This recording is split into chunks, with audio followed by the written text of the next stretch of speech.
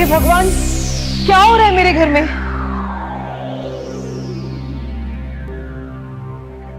ये तो बड़ा ही चंचल और नटखट था, फिर अचानक से क्या हो गया इसको? दीदी, बड़े मन्नतों के बाद हमारा बेटा सनी पैदा हुआ और भावना दोबारा माँ नहीं बन सकती।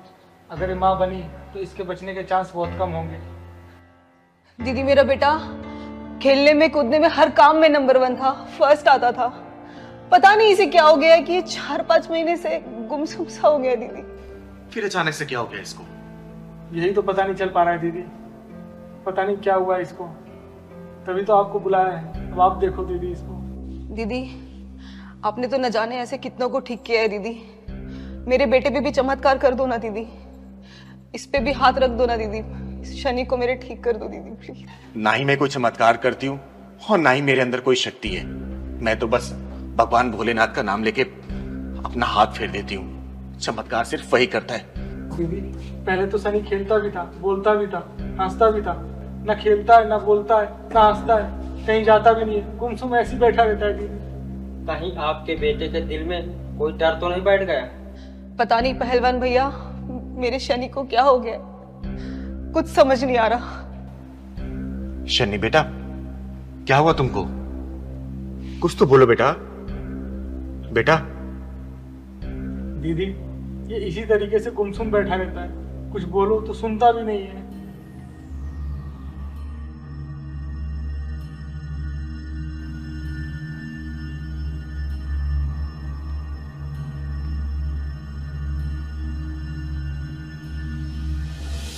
भावना बेटा, यहाँ कोई आसपास बांझन औरत रहती है क्या?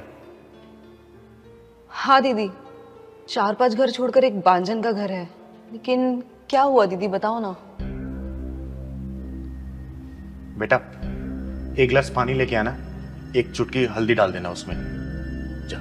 ठीक है दीदी, मैं लेके आती हूँ।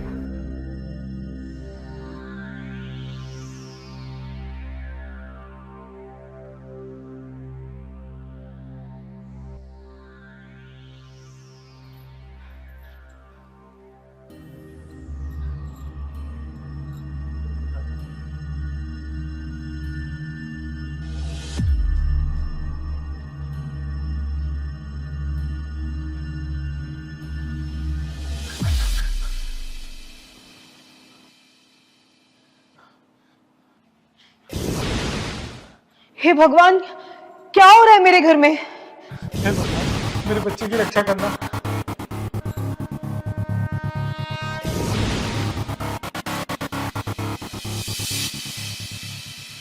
ये लो, ये पानी अपने बच्चों को पिला दो। भगवान ने चाहा ना, 2-4 दिन में बिल्कुल ठीक हो जाएगा, खेलने कूदने लगेगा ये। पिला दो। दीदी, बता दो मेरे बच्चे को क्या हुआ है दीदी, प्लीज बता दो। किसी औरत ने अपनी बंदी को खुलवाने के चक्कर में तुम्हारी गोद सूनी करने के लिए तुम्हारे बेटे के ऊपर मारण विद्या का प्रयोग किया था, लेकिन अब वो तंत्र कट चुका है। तुम्हारे बेटे का बाल विवाह का नहीं हो सकता। बेटे, क्या हो गया बेटे? चिंगारी दीदी, मेरे बच्चे ने किसी का क्या बिगाड़ा है दीदी, जो वो पापी औरत मेरे बच्चे के पीछे पड़ गई। चिंगारी दीदी, बस एक बार मुझे उस औरत का नाम बता दो प्लीज, प्लीज एक बार मुझे उस औरत का नाम बता दो दीदी, प्लीज। बेटा, किसी को कुछ कहने की जरूरत नहीं है। हो सके तो अपने बेटे को शिव मंदिर में रोज सुबह शाम आरती करवाना इसी के हाथों से, और देखना भगवान भोलेनाथ की कृपा से ये पहले जैसा हो जाएगा। हंसने लगेगा, बोलने लगेगा, खेलने लगेगा, कूदने लगेगा, सब कुछ करने लगेगा ये। दीदी, मेरे शनि पे अपना आशीर्वाद बनाए रखना प्लीज। दीदी, आप हमारे घर में भगवान का रूप बन के आई हो दीदी। अरे नहीं बेटा, मेरा आशीर्वाद इसके ऊपर हमेशा है, लेकिन तुम दोनों एक बात का ध्यान रखना। कोशिश करना इस बच्चे को किसी एक घर का कुछ भी खाने मत देना, ठीक है? मैं कभी नहीं खाने दूंगी, कुछ भी नहीं खाने दूंगी, बाजार से भी कुछ नहीं खाने दूंगी। बस मेरा शनि एक बार ठीक हो जाए दीदी। दीदी, आपके कितने रूप हैं? ये वाला रूप तो पहली बार देखा हूँ। पहलवान बेटा, कभी कभी ऊपर वाला किसी की भलाई के लिए हमसे वो काम भी करवा देता है जो हमारे बस का नहीं होता। अरे मैं तो सिर्फ एक जरिया हूं बेटा, करने वाला सिर्फ वो ऊपर वाला है, ऊपर वाला।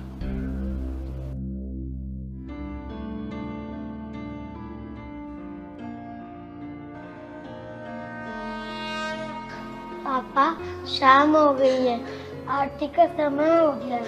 शनि, शनि मेरे लाल, मेरे बच्चे तो बोलने लगा शनि। चिंगारी दीदी देखो ना, मेरा शनि बोलने लगा। चिंगारी दीदी देखो ना, देखो ना, मेरा शनि बोलने लगा। चिंगारी दीदी पापा मंदिर में चलोगे क्या? हाँ बेटे।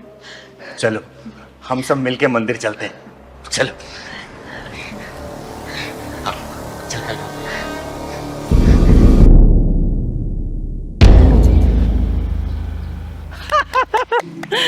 सबको मार डालूंगी, किसी को जिंदा नहीं छोड़ूंगी, सबको मार डालूंगी मैं, कोई जिंदा नहीं बचेगा। हाँ सबको मार दूंगी मैं, किसी को भी नहीं छोड़ूंगी। कोई नहीं बचेगा, कोई भी नहीं बचेगा, कोई नहीं बचेगा।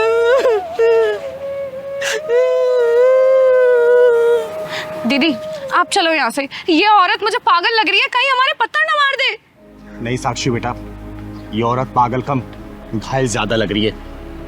इसके गम के समंदर की गहराई में उतर के देखने की कोशिश करते हैं कि कितना गम भरा है इसके अंदर। चल तो। दीदी आप ना हर किसी की गहराई नापने लग जाती हो। अभी तो हमें डंडा पड़ा है, अब लग रहा है पत्थर खाने का भी इरादा है। हाँ ना बेटा, देख कितनी दुखी लग रही है। हाँ आपको ना राह चलते बसोड़ी में टंग अड़ाने की आदत सी पड़ गई है। खैर आप किसी की बात मानती कहाँ हो जो मेरी मानोगी। अब चलो। मेरे पास मत आना, मैं कह रही हूँ मेरे पास मत आना। मैं तुम्हारा मैं सर फोड़ दूंगी, मार डालूंगी। जाओ जाओ। अम्मा मैं आपके बच्चे जैसी हूँ ना। खबरदार, मुझे अगर दोबारा माँ बोला तो आंखें नोच लूंगी मैं तेरी। बड़ा है माँ, माँ बोलने वाला। दीदी ये तो बड़ी खूंखार लग रही है, आप चलो यहाँ से, चलो। नहीं साक्षी बेटा, इनको मैं ऐसी हालत में छोड़कर कहीं भी नहीं जा सकती। अम्मा आपको भूख या फिर प्यास लगी है क्या? दूर हट, दूर हट, मुझे कुछ नहीं खाना, कुछ नहीं पीना मुझे। तू है कौन? क्या नाम है तेरा? अम्मा मेरा नाम चिंगारी है, चिंगारी किन्नर। और आपका नाम क्या है? मेरा नाम हाँ, याद आ गया। मेरा नाम राधा था और मेरे दो बेटे थे, दो बहुएं भी थी और छोटे पोता पोती भी थे और एक मेरी जवान बेटी भी थी। मार डाला मेरे सारे परिवार को, मेरी आंखों के सामने मार डाला। कोई नहीं बचा, मार डाला सबको। अम्मा आप कहाँ से आई हैं? रहती कहाँ हैं आप? मैं कौन हूँ? मैं कहाँ से आई हूँ? हाँ, याद आ गया। वो पड़ोसी देश है ना, मैं वहाँ की रहने वाली थी। घर के आगे मंदिर बनवाना भारी पड़ गया। मेरे बच्चों को मेरे सामने मार डाला, काट डाला मेरे बच्चों को। मेरी जवान बेटी की इज्जत मेरी आंखों के सामने लूट ली। मैं चीखती रही, चिल्लाती रही, उनको बिल्कुल भी तरस नहीं आया। सब खत्म हो गया, सब बर्बाद हो गया, मेरा कुछ नहीं बचा। साक्षी बेटा, इनके जैसे ना जाने कितने लोग सीने में दर्द छुपाए हुए तर भटक रहे होंगे पागलों की तरह। अरे कहाँ गया ईश्वर, कहाँ गया अल्लाह? पड़ोसी देश में मेरे जैसे न जाने कितने लोग मार दिए गए, काट दिए गए। अम्मा यहाँ आप कहाँ रह रही हैं? अरे मैं तुम्हें कब से ढूंढ रहा हूँ, तुम यहाँ खड़ी हो। अरे क्या कर रही हो यहाँ तुम? चल चल चल मेरे साथ। अरे मैं कब से ढूंढ रहा हूँ तुझे। आप कौन है साहब? मैं मेंटल हॉस्पिटल का कर्मचारी हूँ। ये भागकर यहाँ आ गई है, मैं इसे लेने के लिए आया हूँ। बहुत दुखियारी है बेचारी।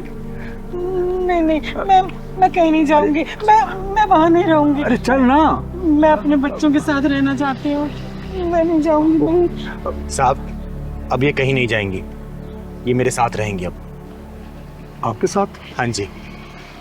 लेकिन आप इन्हें ऐसे साथ नहीं ले जा सकते। इनका नाम हमारे मेंटल हॉस्पिटल में रजिस्टर्ड है।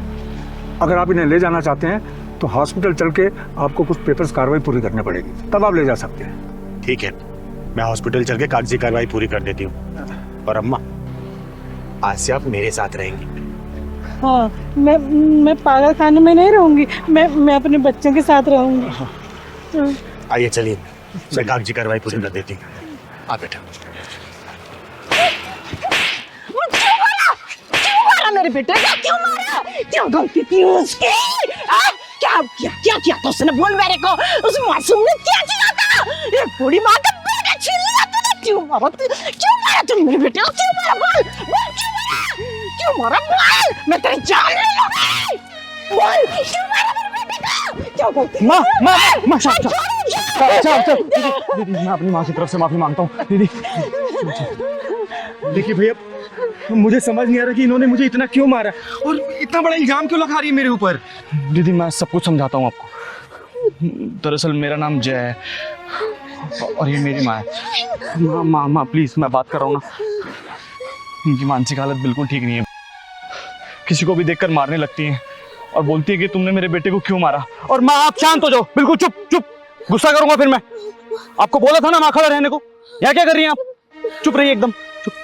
लेकिन भैया, कुछ तो हुआ होगा ना, जो इनकी मानसिक हालत खराब हो गई है, जो किसी को पकड़ के मारे जा रही हैं। ये क्या हुआ था, बताइए। वो दरअसल दीदी, मेरा एक छोटा भाई था विजय, मुझसे 1 साल छोटा था। आज से 2 साल पहले तीज के दिन किसी ने उसे बहुत बेरहमी से मार दिया।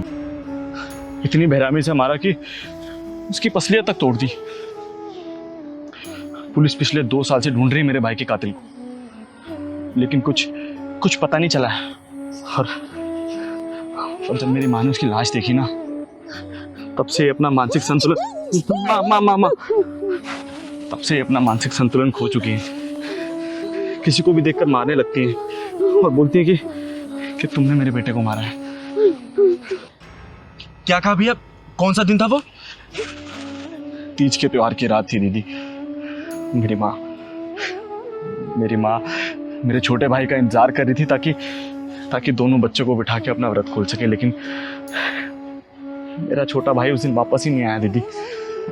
भैया, ये वारदात किस जगह की है? राजनगर के पीछे जो जंगल है ना, बस वहीं मिली थी मेरे छोटे भाई की लाश।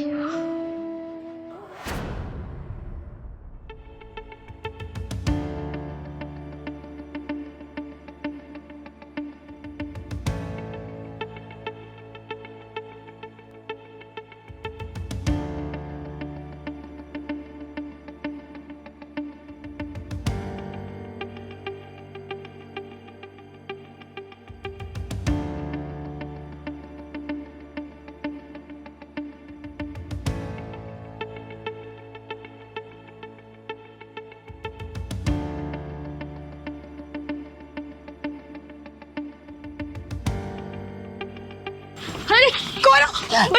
बचाओ। छोड़ो मुझे। चल सांस मत लिए, क्या लेके घूम रहे हो? क्या है? बचाओ मुझे कोई।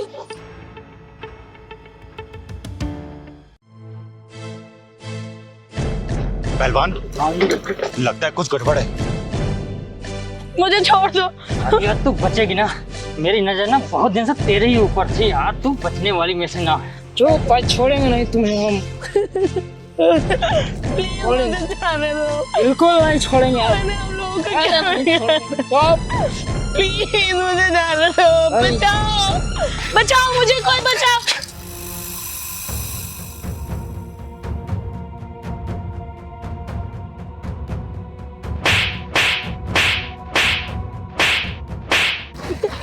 साले कमीने कुत्ते, आज उस माँ की कोख चूड़ी हो जाएगी।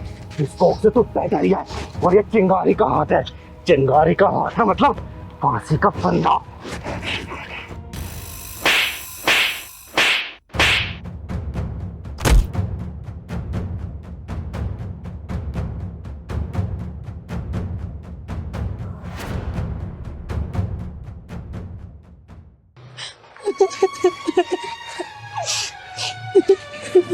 चुप बचा। चुप हो जा, मर गया साला। माँ जी, मेरा नाम चिंगारी है, चिंगारी किन्नर, और आपके बेटे को मैंने ही मारा। माँ जी, आपका बेटा ना एक बेचारी लड़की के साथ दुष्कर्म करते हुए पकड़ा गया था। अगर मैं सही समय पे नहीं पहुंचती ना तो वो उसके साथ दुष्कर्म कर चुका होता। 2 लड़के थे वो, एक लड़का तो भाग गया साला, लेकिन आपका बेटा मेरे हत्थे चढ़ गया, इसलिए मैंने उसे मार मार के जान से मार दिया। और माँ जी, अगर आपकी नज़र में अपराधी हूँ ना तो आप मुझे जो भी सजा देना चाहे आप दे सकती हैं, मैं उस तक नहीं करूँगी। लेकिन माँ जी, एक बात सोचिएगा ज़रूर, अगर उस लड़की की जगह आपकी बेटी होती और मेरी जगह आप होती तो आप क्या करती? अगर वो मंजर आप देख रही होती आप क्या करती, बताइए, आप क्या करती माँ जी? चिंगारी, बिल्कुल सही किया तूने, एकदम सही किया। अगर मैं तेरी जगह होती ना तो मैं उस सुअर का गला घोट देती। तूने बहुत सही किया, तूने एक मासूम लड़की की इज्जत बचा ली। बहुत सही किया तूने, बहुत सही किया।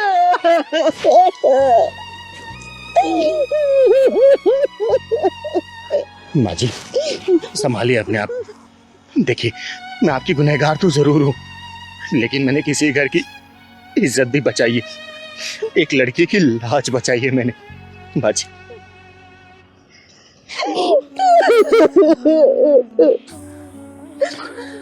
चिंगारी दीदी, आपने जो किया ना बहुत अच्छा किया। आप चिंता मत कीजिए, हम दोनों किसी को कुछ नहीं बताएंगे। माँ, आपका एक ही बेटा है, एक ही बेटा है इनका बस।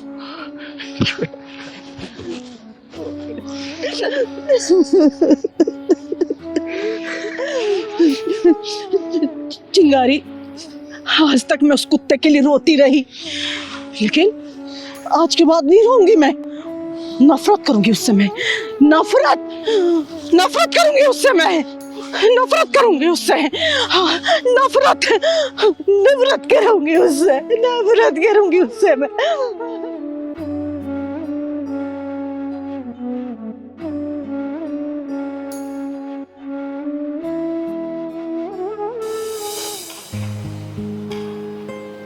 ज्योति बेटा, मजा आ गया, खाना बहुत बढ़िया बनाया तुमने।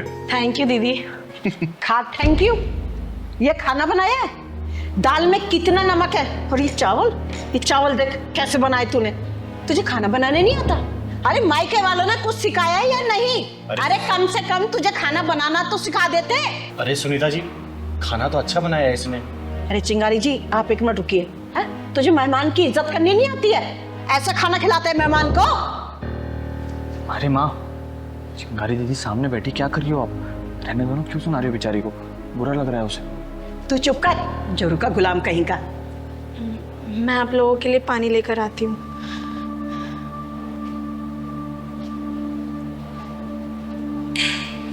सुनीता जी, मैं आपको बहुत कुछ बोलना चाहती थी, लेकिन आपकी बहू के सामने मैंने कुछ बोला नहीं। ये क्या तरीका अपनी बहू से बात करने का है?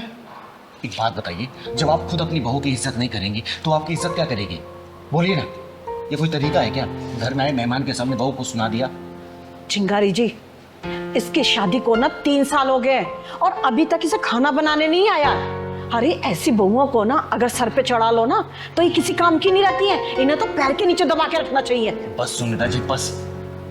आप जैसी सास की जो मानसिकता होती है ना, वही घर में कलेश छटकाना बनती है। बहुओं को जब पैर की जूती समझेंगे तो सिर का ताज कहाँ से बन पाएंगे? बताइए ना। अरे बहुओं को तो प्यार से रखा जाता है, बेटी की तरह रखा जाता है, दिल में रखा जाता है, लेकिन आप सिर्फ जूती के नीचे रखेंगी तो आपको इज्जत नहीं देगी। 4 लोगों के बीच में आपकी इज्जत उतारेगी वो, समझे? इज्जत पाने के लिए ना सबसे पहले इज्जत देना पड़ता है।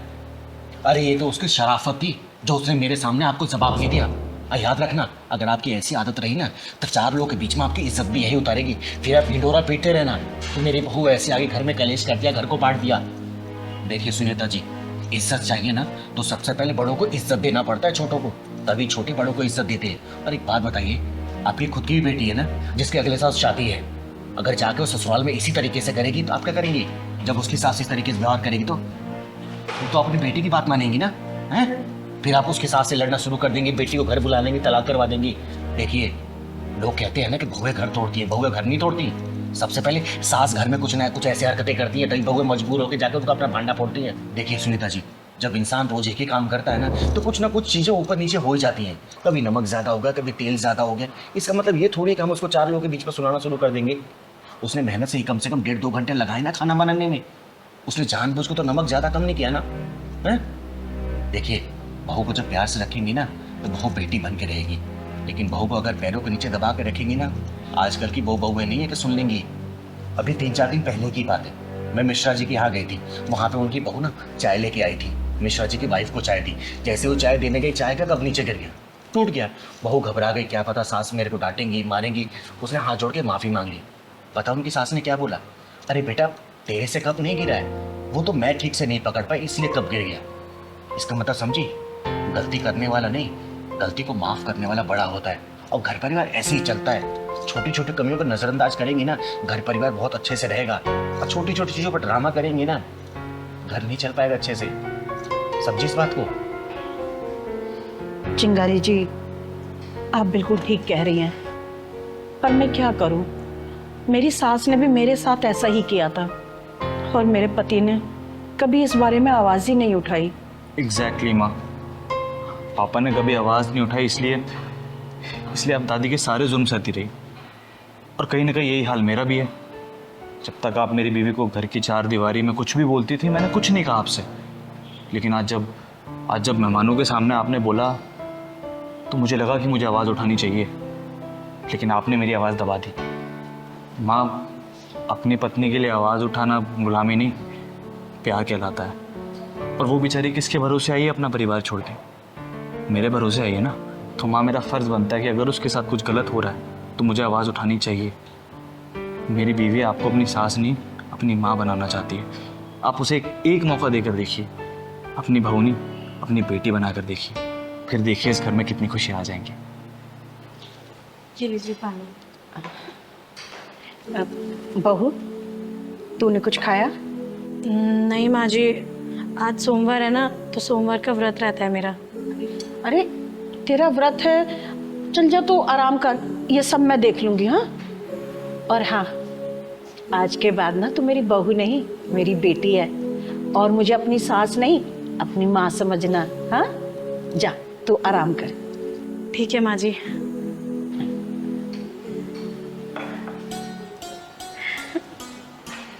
हाँ सुनीता जी, जब सास अपनी बहू को बेटी मानने लग जाएगी ना, तो देखिएगा हर बहुएं अपनी सास को मां मानना शुरू कर देंगी। ठीक है, चलिए अब खाना खाइए। और बेटा सत्यम, अच्छा हुआ जो तूने अपनी आवाज उठाई। अगर आवाज नहीं उठाता ना, तो जिंदगी भर इस तरीके से घुट घुट के रहता। और तेरी माँ बदलती नहीं खुद को। तिलकधारी वसंत बाबू, जिस स्थान पे बैठकर तुम ये काम कर रहे हो ना, ये सरस्वती माता का पवित्र स्थान है। जिन हाथों से तुम ये साज बाज बजा रहे हो ना, उन्हीं हाथों से तुम इस लड़की को छेड़ रहे हो। अरे तुम्हें चुल्लू भर पानी में डूब मरना चाहिए। तुमने संगीत और संगीत की शिक्षा का नाम मिट्टी मिला दिया है।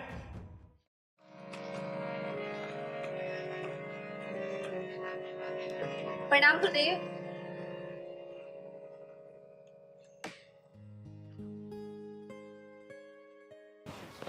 अरे प्रणाम दीपा, कैसी हो तुम? मैं अच्छी हूँ गुरुदेव। आप बस मुझे ये बताइए कि मेरी रिकॉर्डिंग कब होगी? मैं तो आपको अगले 6 महीने तक की फीस भी जमा कर चुकी हूँ। अरे हाँ, तो दीपा पहले ये बताओ कि तुम्हारा रियाज कैसे चल रहा है, और तुम्हारी ये उंगलियां ठीक से रियाज कर रही है ना? हाँ गुरुदेव, रियाज तो सब बहुत अच्छा चल रहा है और सारी प्रैक्टिसेस मैं कर रही हूँ जो आपने मुझे बताई हैं। अच्छा, एक सेकंड, ये गले में कोई दिक्कत तो नहीं है ना? नहीं नहीं गुरुदेव, गले में कैसी दिक्कत? मतलब कोई खिंच खिंच आवाज, मतलब रियाज ठीक से है ना? अरे नहीं नहीं गुरुदेव, आपने सारी प्रैक्टिसेस जो मुझे बताई है ना, वो बहुत ही स्मूथ है। एक बात बताओ दीपा, अगर तुम यूं ही लगन से सीखती रहोगे ना, तो सच में तुम एक दिन बहुत बड़ी सिंगर बन जाओगी। गुरुदेव हाथ छोड़ो मेरा, ये क्या कर रहे हैं आप? इसमें बुरा मानने की क्या बात है? म्यूजिक ऐसे ही सिखाया जाता है। आओ मेरे पास आओ। अरे आओ ना। नहीं नहीं। ओहो, फिर बुरा मान गई। आओ इधर आओ। अच्छा आओ ना एक बार। तुम इधर बैठो मेरे पास, आ जाओ। मैं इसको इधर कर लेता हूँ और आराम से ना बिल्कुल फ्री माइंड होके चलो करो रियाज।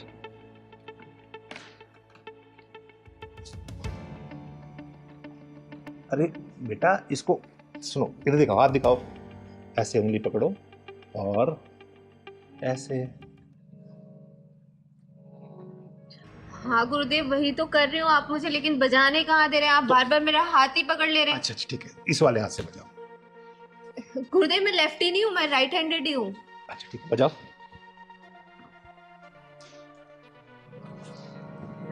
वैसे दीपा एक बात बताओ, तुम बहुत जल्दी में सीख गई हो। हाँ गुरुदेव, इतने अच्छा गुरु मिला हो तो कौन नहीं सीखेगा जल्दी। वो तो मैं हूँ गुरु, ये तो तुम्हारा बड़प्पन है कि तुम मुझे अच्छा गुरु मानती हो। अरे बजाओ ना, रुक क्यों गई, बजाओ। अरे यार इधर आओ, देखो। गुरुदेव ये पियानो थोड़ी ना है, हारमोनियम है, हारमोनियम को तो हारमोनियम के तरीके से ही बजाया जाएगा। अच्छा तो बजाओ। ये जो आपने मुझे प्रैक्टिस कराई थी, ये प्रैक्टिस हुआ है। गुरुदेव मुझे लगता है आपको मुझे सिखाने से ज्यादा मेरे ऊपर ध्यान है। सही तो पकड़ा, तुम्हारे ऊपर ही तो ध्यान है। देखो अगर मैं तुम्हारे ऊपर ध्यान नहीं दूंगा तो तुम सीखोगी कैसे, फिर कैसे सीखोगी बताओ जरा। इसलिए मेरा ध्यान इधर नहीं तुम्हारे ऊपर रहता है कि तुम जल्दी सीख जाओ। चलो बजाओ बजाओ। और एक बात बताओ, जब तक हम थोड़ा रोमांस नहीं करेंगे ना मैं फील ही नहीं आ रहा। और ये क्या, एक काम करो तुम इसे उतार दो। अरे आराम से बिंदास होके बैठो। क्या हुआ? अरे ये शर्म उरम सब छोड़ दो, एकदम बिंदास हो जाओ। रोमांटिक म्यूजिक बन रहा है ना, जल्दी शूट होगा और मैं तो ये चाहता हूँ कि हीरोइन भी तुम ही हो। और समझ गई ना, तुम्हें हीरोइन बनाऊंगा मैं। वैसे तुम खूबसूरत बहुत हो बेबी, सच बता।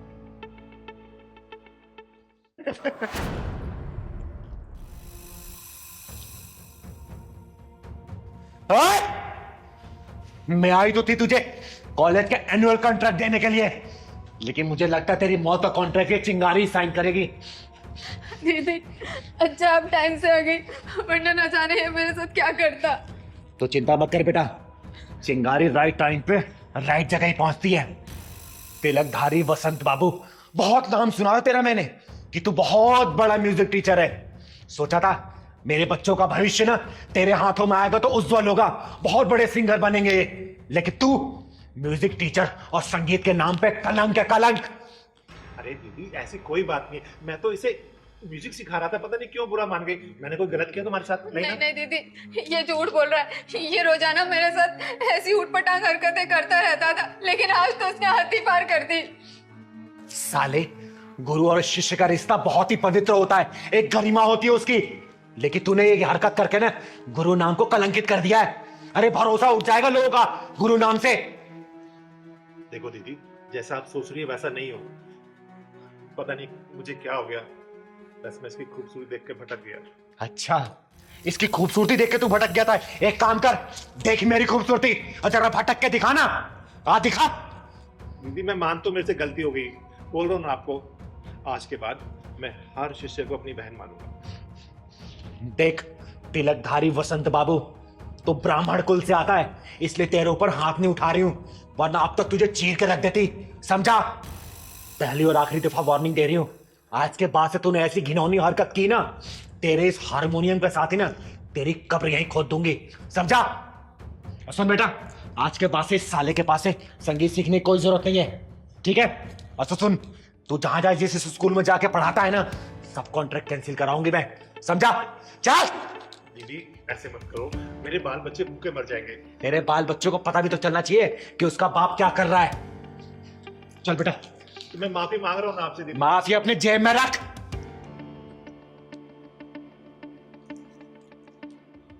अबे तिलकधारी बसंत, साला जब देखो लड़की देख के पिघल जाता है। अबे कभी म्यूजिक भी सिखा दिया कर।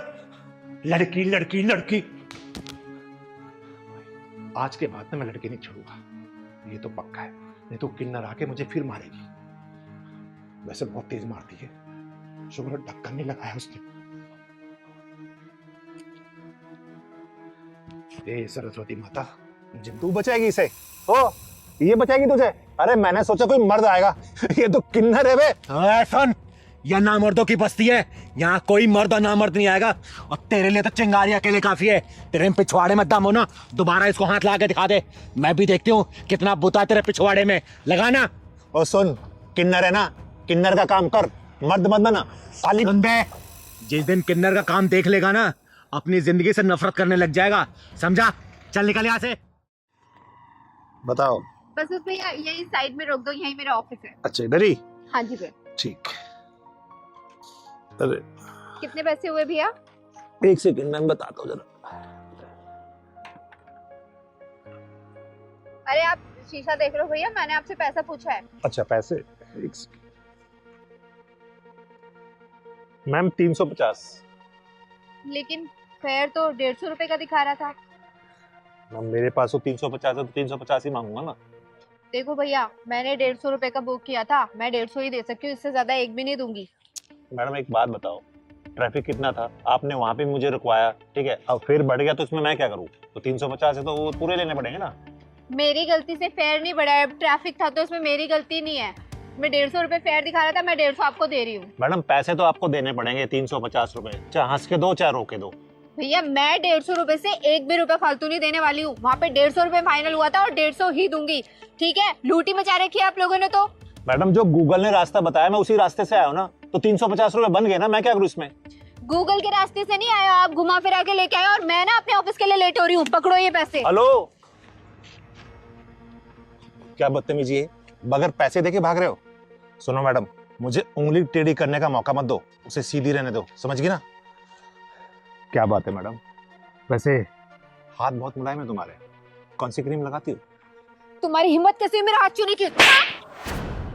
तुम्हारी इतनी बदतमीजी कि तुमने मुझे थप्पड़ मारा। अब देख, पैसे तो अब मैं लूंगा तुमसे। चल सुन, कोई नहीं आएगा तुझे बचाने, यहाँ कोई मर्द नहीं है यहाँ पे। ओए, तूने क्या सोचा इसको कोई बचा नहीं आएगा? अरे ना मर्द भले ना आए, लेकिन ये चिंगारी जरूर आएगी, समझा? तो चिंगारी हुई तो मैं क्या करूं? तू कौन सा पहाड़ उठा लेगी? चुप बेटा, क्यों परेशान कर रहा तुम्हें? दीदी पास में ही मेरा ऑफिस है, ऑफिस आने के लिए मैंने राइड बुक की थी, तब तो फेयर 150 रुपए का दिखा रहा था, लेकिन ना जाने ये कहाँ से घुमा के लेके आया और 350 रुपए मांग रहा है। मैंने 150 रुपए दिए तो ये मेरा हाथ पकड़ के बदतमीजी करने लग गया। दीदी ये साले कुंदरू ना अपने आप को गुंडा भाई समझते हैं। सही कह रहा है पहलवान, ऐसे हरामियों को मैं बहुत अच्छे से जानती हूँ। भोली भाई लड़कियों देखे कम पैसा बता के बिठा लेते हैं और बाद में पैसा ज्यादा बताते हो, जबरदस्ती करते हैं। सुन बे, चिंगारी कहते हैं मुझको, समझा?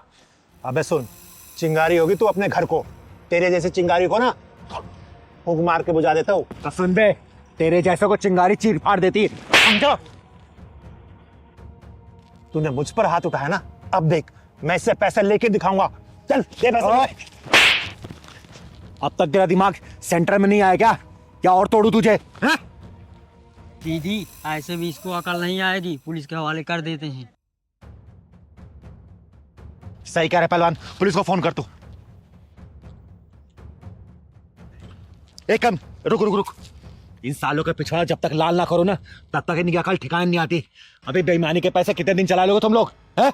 बेईमानी के पैसे ऐड के तुम्हारे औलादी बेईमान बन जाएगी। तुम्हारे खून में जब बेईमानी घुसेगी ना, तुम्हारी औलादी बेईमान निकलेगी, समझे?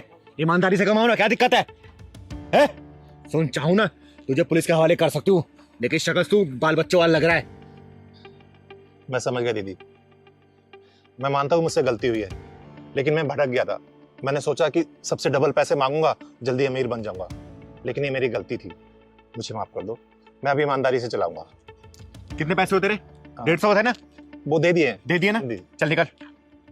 सॉरी।